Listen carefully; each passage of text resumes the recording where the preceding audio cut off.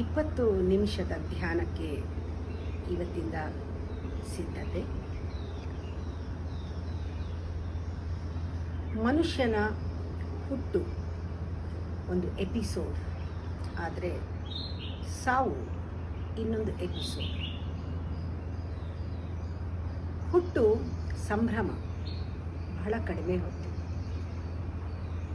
ಹುಟ್ಟಿನ ಜೊತೆಗೆ ಸಾಯೋವರೆಗೂ ಆ ಸಾವಿನ ಆ ಭಯ ಇದ್ದೇ ಇರುತ್ತೆ. ಹುಟ್ಟು ಜೊತೆಗೆ ಆ ಸಾವಿನ ಭಯ ಬಂದಿದೆ ಅಂದರೆ ನಾವು ಎಷ್ಟು ವರ್ಷ ಬದುಕಿರ್ತೀವೋ ಆ ಭಯ, ಆ ಸಾವಿನ ಭಯ ಇದ್ದೇ ಇದೆ.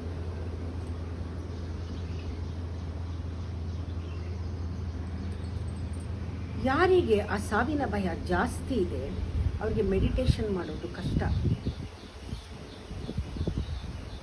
ಕಳ್ಕೊಳ್ಳೋದು ಭಯ, ಕೊಡೋ ಭಯ, ನಾಶ ಆಗೋ ಭಯ, ಹಾಳಾಗೋ ಭಯ, ಎಲ್ಲಿ ಹೊರಟೋಗುತ್ತೋ ಭಯ, ಹಿಡ್ಕೊಂಡಿರೋದು ಎಲ್ಲಿ ಮುಗಿದೋಗುತ್ತೋ ಅಂತ ಭಯ. ಈ ಭಯ ಇದ್ದಾಗ ಮೆಡಿಟೇಷನ್ನಲ್ಲಿ ಇದೆಲ್ಲ ಬಿಟ್ಟು ಒಳಗೆ ಹೋಗೋದು ಭಯ. ಯಾರಿಗೆ ಮೆಡಿಟೇಷನ್ ಭಯ ಅವರಿಗೆ ಪ್ರೀತಿ ಮಾಡೋಕ್ಕೂ ಭಯ. ಅಲ್ಲೂ ಕೂಡ ಕೊಡಬೇಕು, ಅಲ್ಲೂ ಶರಣಾಗತಿ, ಅಲ್ಲೂ ನಮ್ಮನ್ನು ಸಮರ್ಪಣೆ ಮಾಡಿಕೊಳ್ಬೇಕು, ಸೊನ್ನೆ ಆಗಬೇಕು ನಿಜವಾದ ಪ್ರೀತಿಗೆ. ಧ್ಯಾನ, ಸಾವು, ಪ್ರೇಮ ಮೂರು ಒಂದೇ ಅನುಭವ ಕೊಡುತ್ತೆ. ಸಾಯ್ತಾ ಇರುವಾಗ ನಂಗೆ ಗೊತ್ತಿಲ್ಲ, ಸತ್ ಮೇಲೆ ಇವೆಲ್ಲ ಇರಲ್ವಲ್ಲ, ಆರಾಮ್, ಬಿಡುಗಡೆ. ಧ್ಯಾನ ಇದನ್ನೆಲ್ಲ ಏನೂ ಇರಲ್ಲ ಧ್ಯಾನದಲ್ಲಿ, ಬಿಡುಗಡೆ. ಪ್ರೇಮದಲ್ಲೂ ಅಷ್ಟೇ, ಎಲ್ಲ ಬಿಟ್ಟಾಗ್ಲೇ ಆ ಒಂದು ಅಲ್ಟಿಮೇಟ್ ಲವ್, ಪ್ರೇಮ ಅನುಭವ ಆಗೋದು. ಎಕ್ಸ್ಪ್ಲೋಷನ್, ಅದು ಭಕ್ತಿ ಎಕ್ಸ್ಪ್ಲೋಷನ್. ಇದು ಮೂರೂ ಒಂದೇ ಅನುಭವ. ಒಟ್ಟಲ್ಲಿ ಈ ಭಯ ಅನ್ನೋದು ಮನುಷ್ಯನಿಗೆ ಒಂದು ಬೆನ್ನು ಹತ್ತಿದ್ದು. ಭಯ ಏನು? ನಿನ್ನೆಯಿಂದ ಬಂದದ್ದು ಭಯ. Past experience. ನಿನ್ನೆ ಅಂದರೆ ಭೂತಕಾಲಗಳ ಎಲ್ಲ ನೆನಪುಗಳು ಇವತ್ತು ನಮ್ಮ ಮನಸ್ಸಿನಲ್ಲಿ ಇದೆ.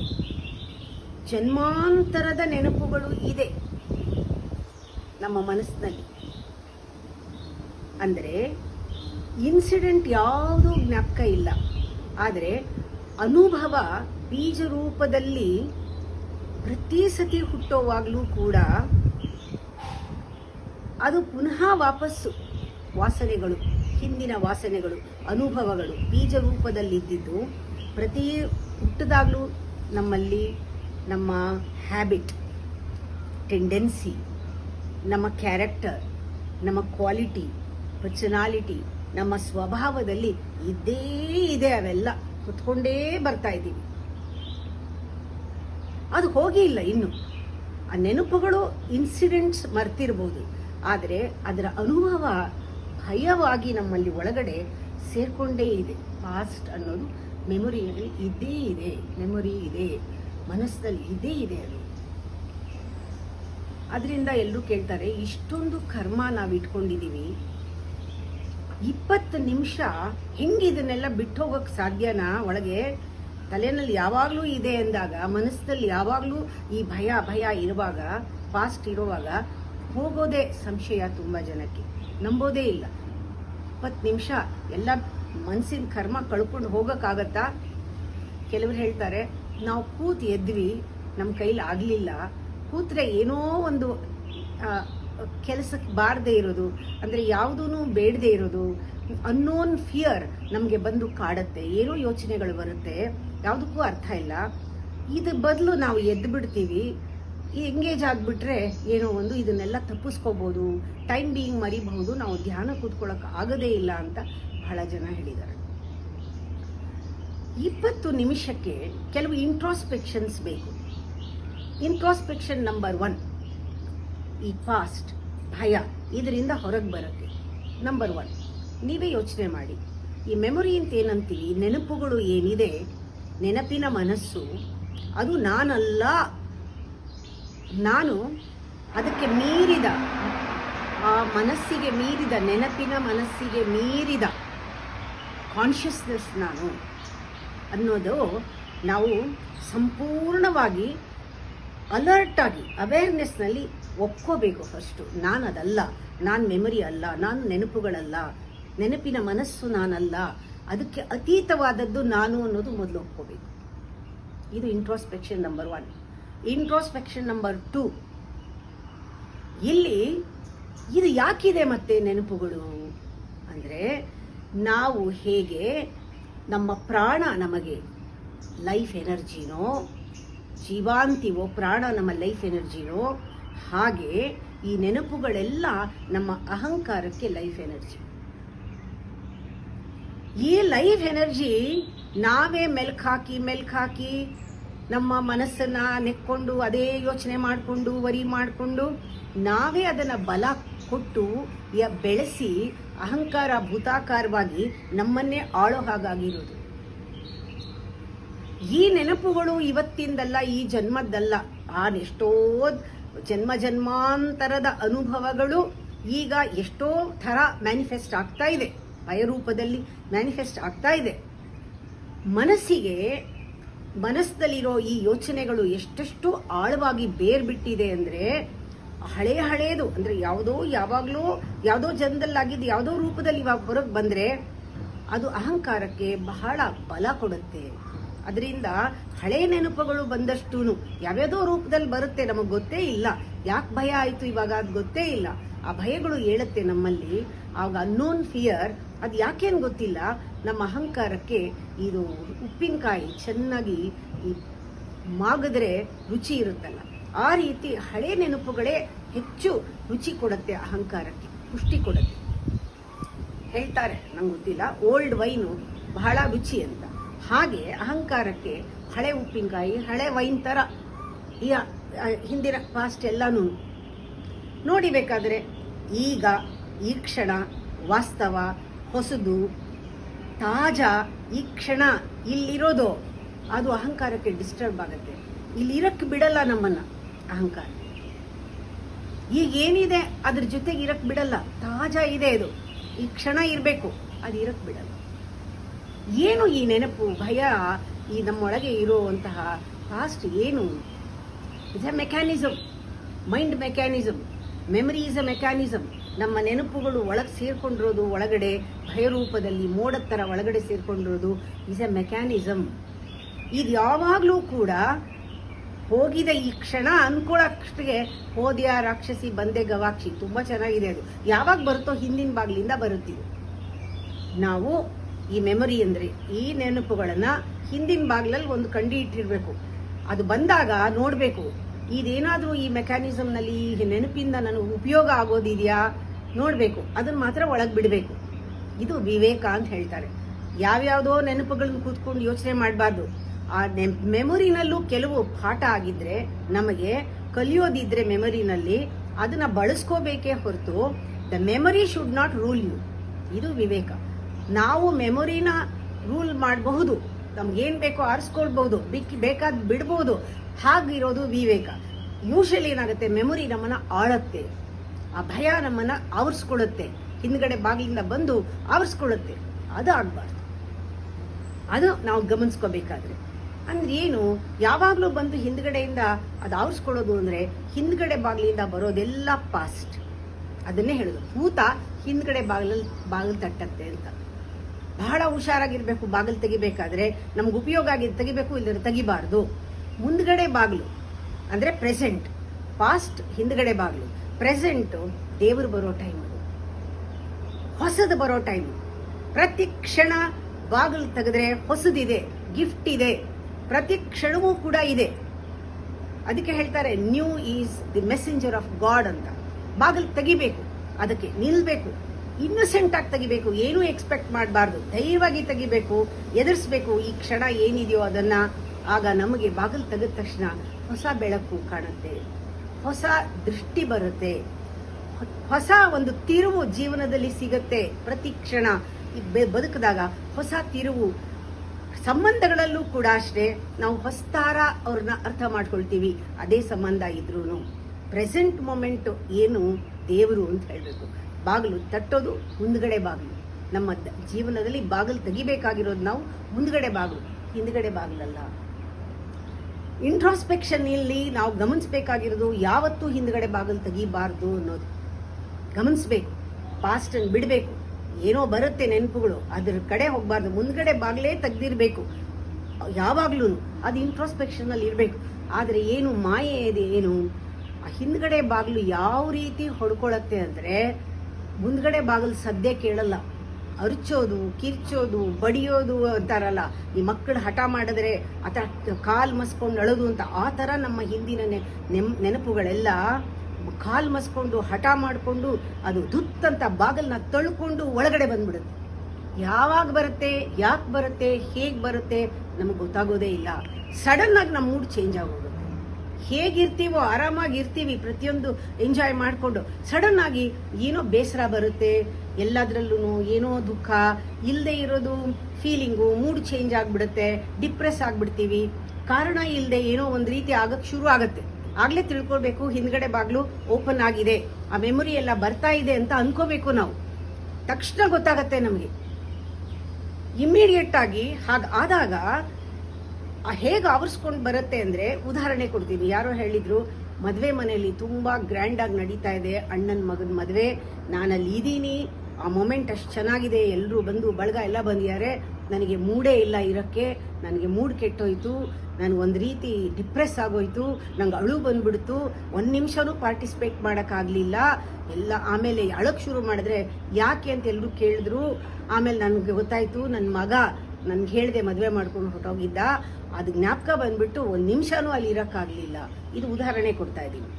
ಈ ಥರ ಎಷ್ಟೋ ಸಂದರ್ಭದಲ್ಲಿ ಪ್ರೆಸೆಂಟ್ ಸಿಚುಯೇಷನ್ನು ಅಷ್ಟು ಬ್ಯೂಟಿಫುಲ್ ಆಗಿರುತ್ತೆ, ಅಷ್ಟು ಚೆನ್ನಾಗಿರುತ್ತೆ, ತಾಜಾ ನಮಗೋಸ್ಕರ ಬಂದಿರುತ್ತೆ, ಎಂಜಾಯ್ ಮಾಡ್ಬೋದು. ಆದರೆ ನಮ್ಮ ನೆನಪುಗಳು ಎಂಜಾಯ್ ಮಾಡೋಕ್ಕೆ ಬಿಡೋದಿಲ್ಲ. ನೀವು ಮಿಸ್ ಮಾಡ್ಕೊಳ್ತೀರಾ. ಯಾಕೆ ಅಂದರೆ ನಿಮ್ಮ ಮೂಡನ್ನು ಕೆಡಿಸುತ್ತೆ. ಇಷ್ಟಾದರೂ ಕೂಡ ಮನುಷ್ಯನಿಗೆ ಭ್ರಮೆ. ಎಲ್ಲರೂ ಅಯ್ಯೋ ಪಾಪ ಅಂತಾರೆ. ನಮ್ಮ ಮೂಡ್ ಕೆಟ್ಟಾಗ ಅಯ್ಯೋ ಪಾಪ ಅಂತಾರೆ. ಸಿಂಪತಿ, ಇಲ್ಲಿ ಏನು ಸಿಗತ್ತೆ ನಿಮಗೆ? ಅನುಕಂಪ ಸಿಗತ್ತೆ. ಅನುಕಂಪ ಸಿಗೋದು ಒಂದು ಭ್ರಮೆ. ಇದು ಒಂದು ಪ್ರೀತಿ ಬದಲು ಸಿಗ್ತಾ ಇದೆ. ಪ್ರೀತಿ ಜಾಗದಲ್ಲಿ ನಿಮ್ಗೆ ಅನುಕಂಪ ಸಿಗ್ತಾ ಇದೆ. ಪ್ರೆಸೆಂಟ್ ಮೊಮೆಂಟ್ ಅಲ್ಲಿ ಆ ಪರಮಾತ್ಮನ ಅನುಗ್ರಹವಾದ ಪ್ರೀತಿ ಸಿಗತ್ತೆ, ಆ ಪ್ರೇಮದ ಅನುಭವ ಆಗತ್ತೆ. ಆದ್ರೆ ಪಾಸ್ಟ್ ಇಂದ ಬಂದಿದ್ದು, ಅದರಿಂದ ರಿಯಾಕ್ಟ್ ಆಗಿದ್ದು ಅನುಕಂಪ ಪ್ರೀತಿ ಜಾಗದಲ್ಲಿ ಸಿಗತ್ತೆ. ಅಂದ್ರೆ ಯಾರ್ಯಾರು ನಮಗೆ ಅಯ್ಯೋ ಪಾಪ ಅಂತಾರೆ, ಅವರು ಕೂಡ ಅಹಂಕಾರದಿಂದ ಅಯ್ಯೋ ಪಾಪ ಅನ್ನೋದು. ಆ ಒಂದು ಅಹಂಕಾರ ಇನ್ನೊಂದು ಅಹಂಕಾರಕ್ಕೆ ಆಶ್ರಯ ಇಲ್ಲಿ, ಅದು ನಮಗೆ ಗೊತ್ತಾಗೋದೇ ಇಲ್ಲ. ಅನುಕಂಪ ಬೇಕಿರುತ್ತೆ. ಅದಕ್ಕೆ ನಾನು ಹೇಳೋದು ಯಾವಾಗ್ಲೂ people love to be unhappy ಅಂತ. ಅದು ಅಭ್ಯಾಸ ಆಗೋಗುತ್ತೆ. ಅನುಕಂಪ ತಗೊಳ್ಳೋದು, ಅಳೋದು, ಆ ಸೀನ್ ಕ್ರಿಯೇಟ್ ಮಾಡೋದು, ಅದು people love to be unhappy. In fact they are happy to be unhappy ಅಂತ ಹೇಳ್ತಾ ಇರ್ತೀನಿ. ಯಾಕೆ ಅಂದ್ರೆ ಅನುಕಂಪ ಅನ್ನೋದು ಅಷ್ಟು ಚೆನ್ನಾಗಿರುತ್ತೆ, ಪ್ರೀತಿ ತರಾನೇ ಕಾಣ್ತಾ ಇರುತ್ತೆ. ಆಮೇಲೆ ಅನುಕಂಪದಿಂದ ನಮಗೆ ಭಯ ಹುಟ್ಟತ್ತೆ. ಆ ಭಯ ಇನ್ನೂ ಜಾಸ್ತಿ ಆಗತ್ತೆ. ಅವರು ಭಯ ನಮಗೆ ಹೋಗ್ಲಾಡಿಸಿ ಧೈರ್ಯ ಕೊಡಕ್ ಬಂದವರು ಅನುಕಂಪ ತೋರಿಸಿ ಮತ್ತಿಷ್ಟು ಭಯವನ್ನ ಸೃಷ್ಟಿ ಮಾಡ್ತಾರೆ. ಈ ತರ ಸಂದರ್ಭಗಳು ಎಷ್ಟೋ ಸತಿ ಆಗತ್ತೆ. ಏನೋ ಒಂದು ಆದಾಗ ಎಲ್ಲರೂ ಸೇರ್ಕೊಂಡು ಅಯ್ಯೋ ಪಾಪ ಅಂದಾಗ ನಮಗೆ ಭಯ ಜಾಸ್ತಿ ಆಗುತ್ತೆ. ಎಲ್ಲರೂ ಕೂಡ 99 ಜನ ಕಾನ್ಸ್ಟೆಂಟ್ ಆಗಿ ಭಯದಲ್ಲೇ ಇರೋದ್ರಿಂದ, ಇನ್ಸೆಕ್ಯೂರ್ ಆಗಿರೋದ್ರಿಂದ, ಆ ಸೆಕ್ಯೂರಿಟಿ ಏನು ಎಲ್ಲರೂ ಒಟ್ಟಿಗೆ ಸೇರಿದಾಗ ದೇ ಫೀಲ್ ಸೆಕ್ಯೂರ್. ಆ ಥರ ಭಯ ಇರೋರೆಲ್ಲ ಒಟ್ಟಿಗೆ ಸೇರಿದಾಗ ಕ್ಲೋಸ್ನೆಸ್ ಬರುತ್ತೆ, ಇಂಟಿಮಿಸಿ ಅನ್ಸುತ್ತೆ. ನಮ್ಮವರೆಲ್ಲ ನನಗಿದ್ದಾರೆ, ಕಾಪಾಡ್ತಾರೆ. ಯಾರು ಕಾಪಾಡಲ್ಲ, ಯಾರು ಇಲ್ಲ. ಆ ಭ್ರಮೆ ಬರುತ್ತೆ. ಯಾರಾದ್ರೂ ಸತ್ ಮನೇಲಿ ಎಲ್ಲರೂ ಸೇರಿದಾಗ ಎಷ್ಟೊತ್ತು ತನಕ ಇರಕ್ ಸಾಧ್ಯ? ಅವ್ರು ಎಷ್ಟೊತ್ತು ನಿಮ್ ಕಣ್ಣು ಒರ್ಸಕ್ ಸಾಧ್ಯ? ನೀವು ಎಷ್ಟು ಅಳ್ತಾ ಇದ್ರಿ ಎಷ್ಟು ಸಮಾಧಾನ ಮಾಡಕ್ ಸಾಧ್ಯ? ಇದಕ್ಕೊಂದು ಲಿಮಿಟ್ ಇದೆ. ಅದರಿಂದ ಅಂತಹ ಸಂದರ್ಭಗಳಲ್ಲಿ ನಾವು ಭಯವನ್ನ ನಿವಾರಣೆ ಮಾಡಕ್ ಹೋಗ್ಬಾರ್ದು. ಆ ಭಯ ಬದಲು ಆ ಪ್ರೀತಿಯನ್ನ, ಅನುಕಂಪ ತೋರಿಸ್ದೆ, ನಾನು ಎಲ್ರಿಗೂ ಹೇಳ್ತೀನಿ, I don't want to become a surrogated mother. ನನ್ನ ಹತ್ರ ಬಂದ್ರೆ ನಾನು ದಾರಿ ತೋರಿಸ್ತೀನಿ ಹೊರತು ಅನುಕಂಪ ತೋರಿಸೋದಿಲ್ಲ. ಆ ದಾರಿ ಏನು? ಪ್ರೀತಿ ಕೊಡೋದು. ಆ ಪ್ರೀತಿ ಬೇಕು, ಅನುಕಂಪ ಬೇಡ. ಆ ಡಿಫ್ರೆನ್ಸ್ ಗೊತ್ತಾಗಬೇಕು, ಅನುಕಂಪ ಪ್ರೀತಿ ಏನು ಅಂತ. ಆವಾಗ ಏನಾಗತ್ತೆ, ಆ ಸಂದರ್ಭದಲ್ಲಿ ಗೊತ್ತಾಗತ್ತೆ. ಭಯನ ಮುಟ್ಟಕ್ಕೆ ಹೋಗ್ಬೇಡಿ. ಭಯನ ಏನು ನಿವಾರಣೆ ಮಾಡೋದು ಬೇಕಿಲ್ಲ. ಪ್ರೀತಿ ಸ್ವಲ್ಪ ವರ್ಕೌಟ್ ಆನ್ ಲವ್, ಪ್ರೀತಿ ಬಗ್ಗೆ ವರ್ಕೌಟ್ ಮಾಡಿ. ಈಗ ನೋಡೋಣ, ಭಯ ಅಂದ್ರೆ ಏನು? It's A negation, negativity. ಭಯ ನೆಗೆಟಿವಿಟಿ. ನಿಮಗೆ ಪಾಸಿಟಿವ್ ಆಗಿ ಏನಾದರೂ ಬೇಕು. ಭಯ ಈಸ್ ಆಬ್ಸೆನ್ಸ್. ಯಾವುದೋ ಇಲ್ಲ, ಅದಕ್ಕೆ ಭಯ ಇದೆ. ಭಯ ಅನ್ನೋದು ಜಸ್ಟ್ ಇಟ್ ಈಸ್ ಅಪಿಯರಿಂಗ್, ಏನೋ ಇಲ್ಲ ಅದಕ್ಕೆ ಭಯ ಇದೆ. ಪ್ರೀತಿ ಬಂದ್ರೆ ಅದು ಹೋಗುತ್ತೆ. ಇದು ಭಯ ಅನ್ನೋದು ಕತ್ತಲಿನ ಹಾಗೆ. ಕತ್ತಲು ಯಾಕಿದೆ? ಬೆಳಕಿಲ್ಲ, ಅದಕ್ಕೆ ಇದೆ. ಬೆಳಕು ಬಂದ್ರೆ ಅದು ತಾನೇ ಹೋಗುತ್ತೆ. ಕತ್ತಲ್ನ ಹೋಗಕ್ಕೇನು ಮಾಡೋದು ಬೇಡ, ಬೆಳಕಂತಂದ್ರೆ ಸಾಕು. ನಾವು ಭಯವನ್ನ ಹೋಗ್ಲಾಡ್ಸೋದು ಏನು ಮಾಡೋದು ಬೇಡ, ಪ್ರೀತಿ ಕೊಟ್ರೆ ಸಾಕು, ಪ್ರೀತಿ ಬಂದ್ರೆ ಸಾಕು. ಪ್ರೀತಿ ಉಕ್ಕಿದ್ರೆ ಆ ಬೆಳಕು ಬಂದಂಗಾಗಿ ಆ ಭಯ ಹೊಟ್ಟೋಗುತ್ತೆ. ಬೆಳಕು ತಂದ್ರೆ ಭಯ ಕತ್ತಲು ಹೋಗೋ ಹಾಗೆ, ಪ್ರೀತಿ ಬಂದಾಗ ಭಯ ಹೋಗುತ್ತೆ. ಆ ಪಾಸ್ಟ್ ಅನ್ನೋದು ಇದೆಯಲ್ಲ, ಆ ನೆಗೆಟಿವಿಟಿ ಹೋಗೋದು ಪ್ರೆಸೆಂಟ್ ಬಂದಾಗ. ಆ ಪಾಸ್ಟ್ ಹೋದಾಗ ಪ್ರೆಸೆಂಟ್ ಅಲ್ಲಿ ಇದ್ದಾಗ ಅದು ಬರುತ್ತೆ, ತನ್ನಷ್ಟಕ್ಕೆ ತಾನೇ ಬರುತ್ತೆ.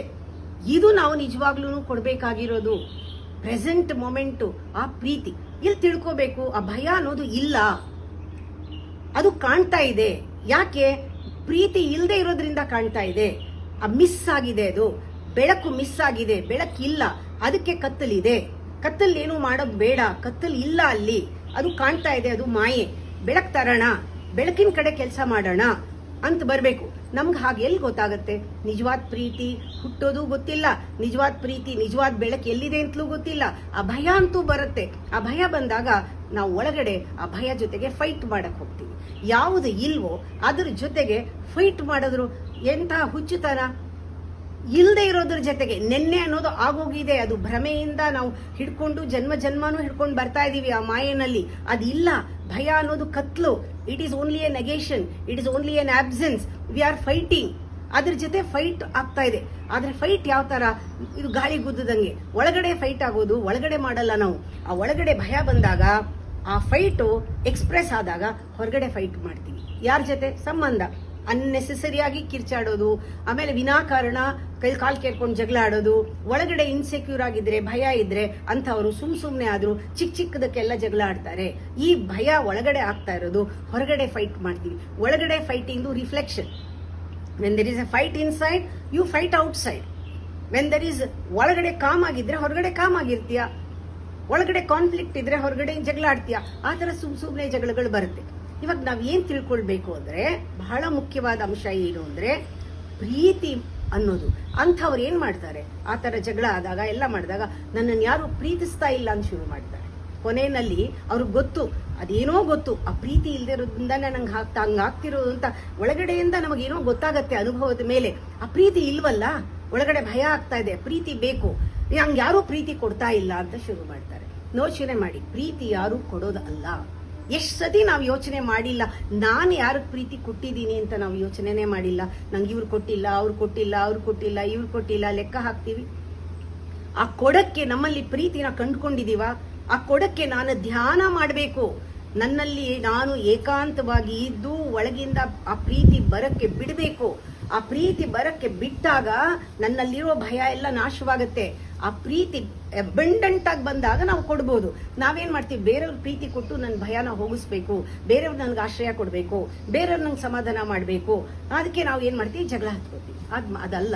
ಒಂದು ತಿಳ್ಕೊಳ್ಳಿ, ಪ್ರೀತಿ ಅನ್ನೋದಿದೆಯಲ್ಲ, ಅದನ್ನ ಪ್ರೀತಿಸಿ ನೀವೇನ್ ಸಮಾಜ ಉದ್ಧಾರ ಮಾಡಬೇಕಾಗಿಲ್ಲ.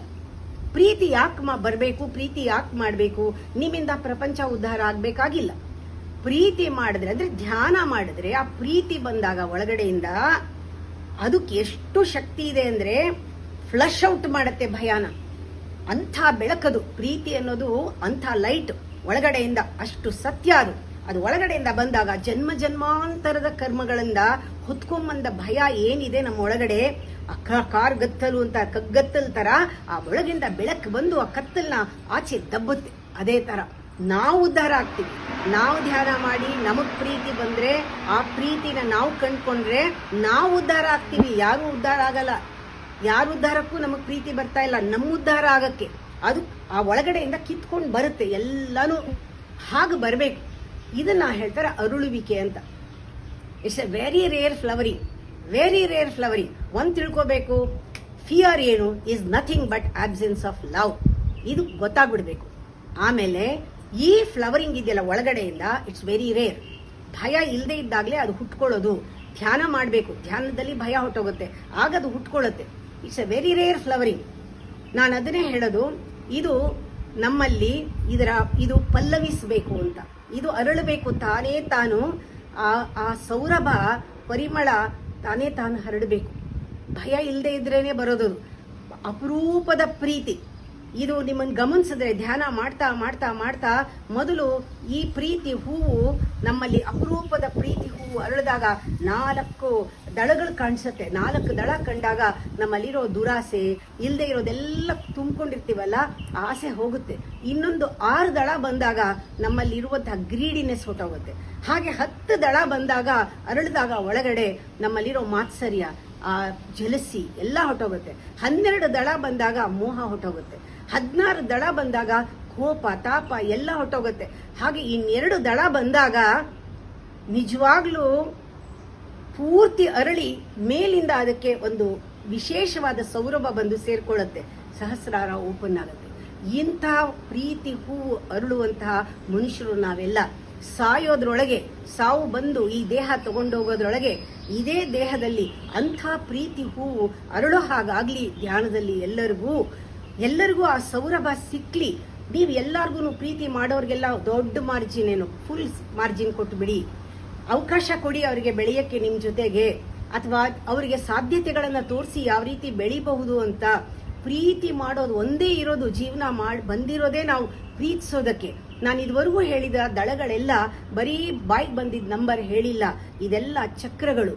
ಮೂಲಾಧಾರ 4 ದಳ, ಸ್ವಾದಿಷ್ಠಾನ 6 ದಳ, 10 ದಳ, 12 ದಳ, 2 ದಳ, ಸಹಸ್ರಾರ ಅಂತ ಹೇಳಿದ್ದೆಲ್ಲ ನಾಳೆ ನಿಮಗೆ ಆ 20 ಮಿನಿಟ್ಸ್ ಮೆಡಿಟೇಷನ್ನ ಇನ್ನು ಮುಂದುವರಿಸುವಾಗ ಅದರ ಡೀಟೇಲ್ ಎಲ್ಲ ಹೇಳ್ತೀನಿ.